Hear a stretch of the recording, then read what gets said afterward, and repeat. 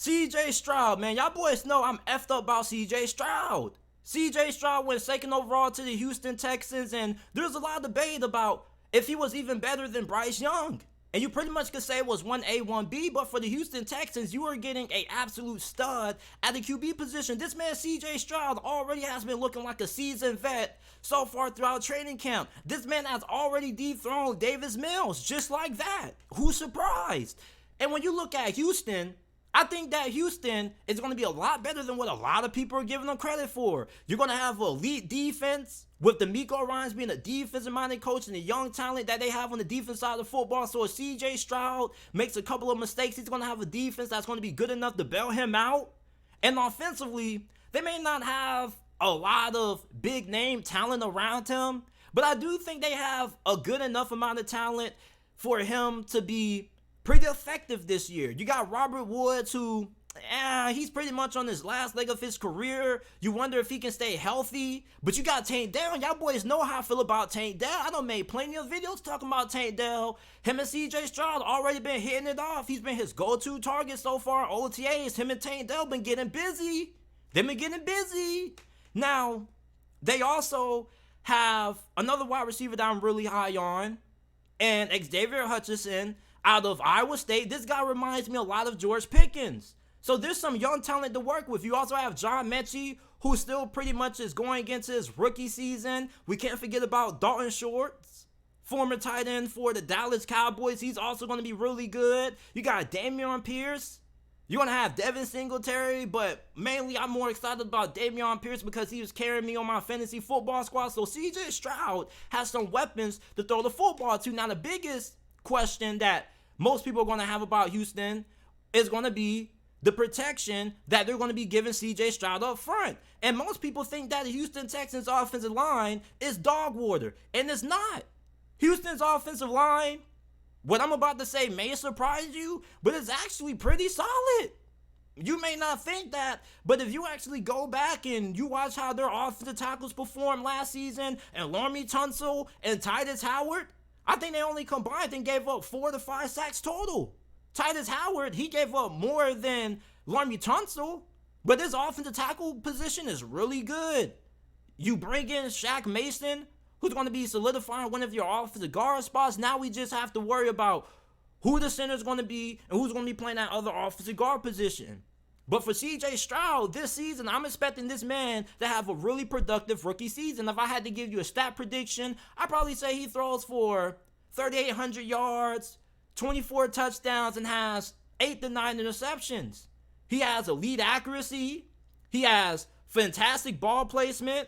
A lot of people say that CJ Stroud, he struggles under pressure. And I will agree with that to a certain extent, but I think he's a little bit better under pressure than what people give him credit for.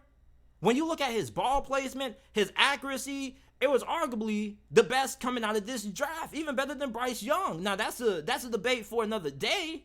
But when you look at CJ Stroud, he's also a really good decision maker. He doesn't make tons of mistakes. You just wonder how is he going to fare under pressure. But when you look at this division, I mean, there's not too many teams in the AFC South that have fantastic pass rushes. Indianapolis doesn't really have one outside of DeForest Buckner. The Jacksonville Jaguars don't really have anybody that's really going to scare you, although we could be wrong about that depending on how Trayvon Walker develops. And Indianapolis, I mean, come on, man. And then Tennessee, come on, man. I mean, they have some good rotational pieces. But I don't think they're really going to have enough to really give Houston a lot of problems up front. This is a really good team that Houston has for CJ Stroud going into this year. Your concern may be wide receiver, but I don't really think that wide receiver is devoid of talent. I just think it's more unproven. And I think you're going to have a lot of guys with CJ Stroud at QB who are going to get their play elevated. A lot of these wide receivers who weren't really on your radar last season, they need to be on your radar this year. Nico Collins, I think he's greatly going to benefit from playing with a guy like CJ Stroud that has a really good deep ball.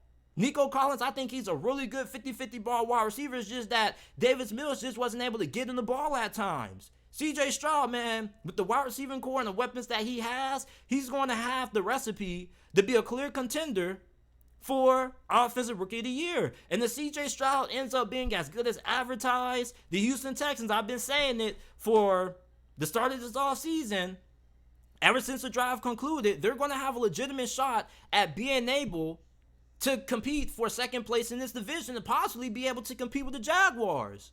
That may sound a little bit crazy, but with how this defense is looking and how CJ Stroud has been performing in OTAs so far, and don't tell me, man, JT, everybody looks good in OTAs, as Will Levis, how he's been doing in OTAs so far.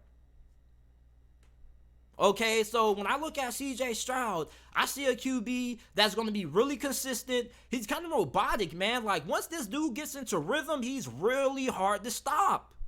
But if you do get a little bit of pressure in his face at times, he kind of can get a little bit rattled at times. But I think for Houston and DeMeco Ryans and the coaching staff and the team that they have assembled going into this year, CJ Stroud should have a really good and productive rookie season.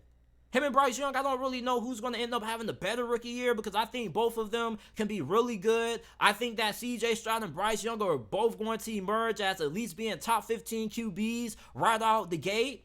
CJ Stroud was a generational QB. Y'all may think that CJ Stroud is a good QB prospect, but there were a lot of scouts and a lot of GMs who held CJ Stroud and Bryce Young in high regard. They feel like both of those two guys are some of the better QB prospects to come out in recent memory.